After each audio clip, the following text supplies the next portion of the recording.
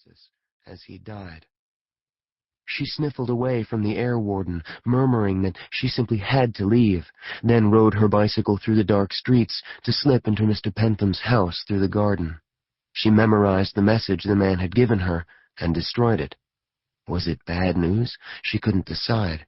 She was forbidden to contact Hamburg except once, the first and final time, when the mission was complete. The British had direction finders, and there was no reason to jeopardize the operation by using her wireless too soon. The agent she called Bookbinder was in place. Not the place he'd intended, but in place nonetheless. He could not fail. Her faith in him was religious. The two of them together would ensure the victory of the fatherland. It shouldn't be long now, 10 days at the outside. It was the most thrilling assignment of her career, and her satisfaction was complete, except for the occasional whiff of dead Mr. Pentham, who, she was afraid, was beginning to go off. But even that could be ignored, caught as she was in the excitement. She considered the message again. She'd never met a Yank, not really.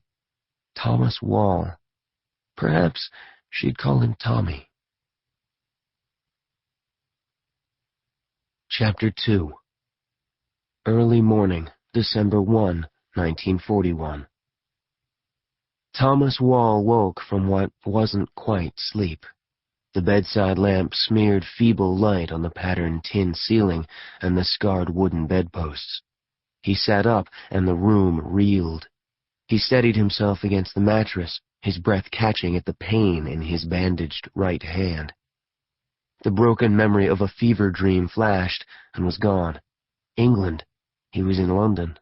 The Rowansea Royal Hospital, a hospital dormitory and asylum once packed to the rafters with shell-shocked husks of the Great War.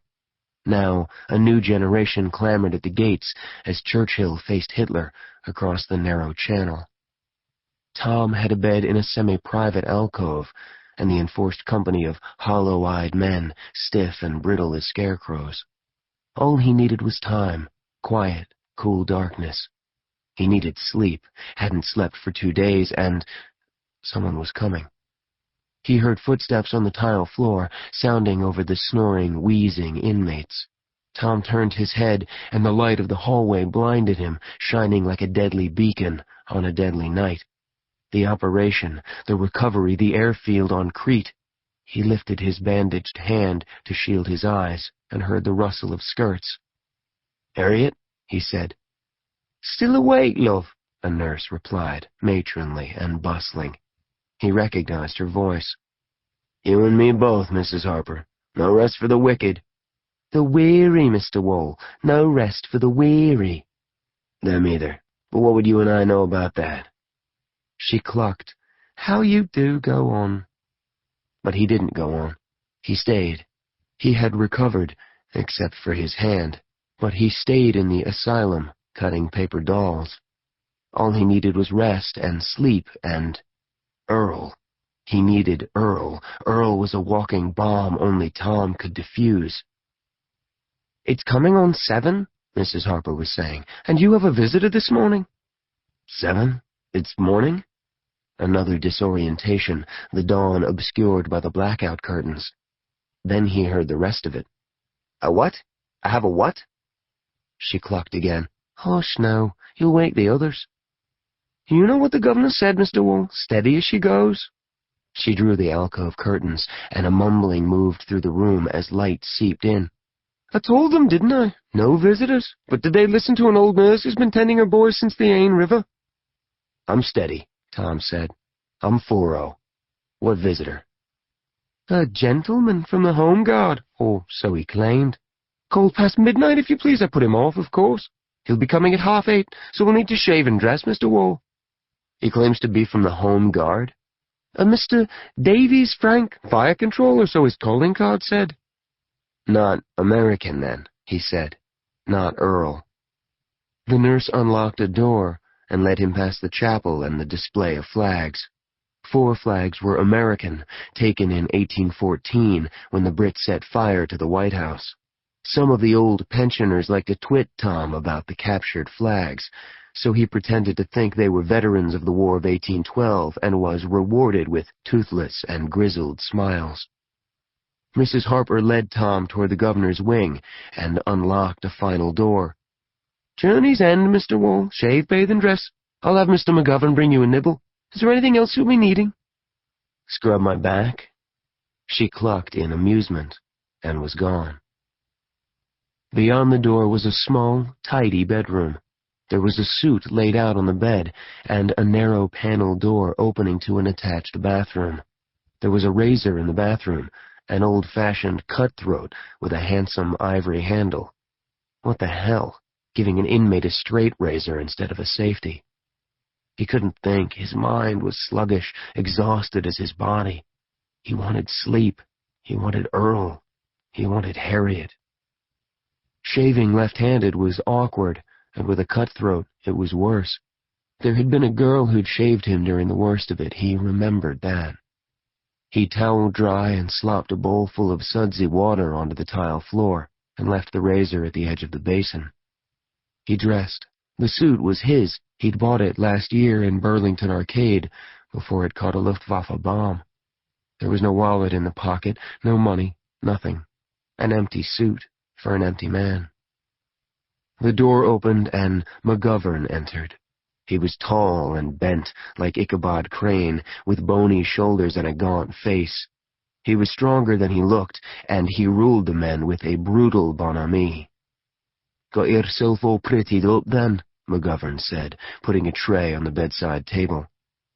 Tom ignored the tea and dry biscuit. You look a little sailor boy at sea in your own suit." "That's right, Mac." "Audience with the king, I told the lads. What do they want with you, then?" "My recipe for coffee cake." Mac cuffed him. "Your bleeding lip, more like. I hear the man's calling from the War Office, or is he the Yard's special branch? Horse Guards. Want to come there in the market for a jackass. Better than a lame dog, bloody one-handed yank." Tom said again and slipped his feet into the shoes. Nothing would placate Mac, not if he felt Tom's treatment was a challenge to his authority. Being allowed a shave, a shower, and a mysterious meeting without Mac's permission. But he'd get his own back tomorrow, or the next day, or the day after that. Tom crouched over his shoelaces, and McGovern finally glanced into the bathroom, finally saw the straight razor on the counter. "Stupid cow, handing that the likes of you." His spindly legs unfolded like a stepladder, and he was inside the bathroom almost before Tom knew he was moving. "Lucky you didn't give me a crisp new grin from ear to ear." Tom smiled and launched forward from his crouch. He hit McGovern's waist with his shoulder just as McGovern set his second foot on the soapy tile floor. McGovern buckled and windmilled his arms. He caught at the wet towel flopped over a hook and cursed and fell hard, his legs flinging upward. "Bleedin' fuck!" he yelled, splayed there like a stick figure come undone. "I'll see you get a week without—" Tom dropped on him, his elbow hard into McGovern's gut, and while Mac was gasping for breath, he took a handful of Mac's hair in his good hand and beat his head against the floor. 3 times, and McGovern stopped struggling. 4, and he was moaning in a semi-conscious daze, his outflung hand clenching and unclenching. Tom pulled Mac's arms around the water pipe, careful not to slip on the wet tile, and bound his wrists with the man's necktie. It was painful work, Tom's right hand flaring beneath the bandage, but he did it, tight as he could manage. He stepped back. The exhaustion was gone, replaced with edgy euphoria. He'd done it. It was him and Earl in this lightless, ravaged city. He took McGovern's keys and wallet, then closed the bathroom door and locked the bedroom. If luck was with him, the room was soundproof. If not, McGovern's yell would raise the alarm. Nothing he could do. Nothing but find Earl and stop him. Tom slipped down the corridor toward the kitchen stairs. He found himself in the front hall, what they called the courtroom, with its painted ceiling and dingy colonnades. A moment of vertigo, and then he knew where he was. He turned and— voices in the hallway. If they caught him now, with McGovern bruised and bloody, no way he'd get another chance. The voices grew louder.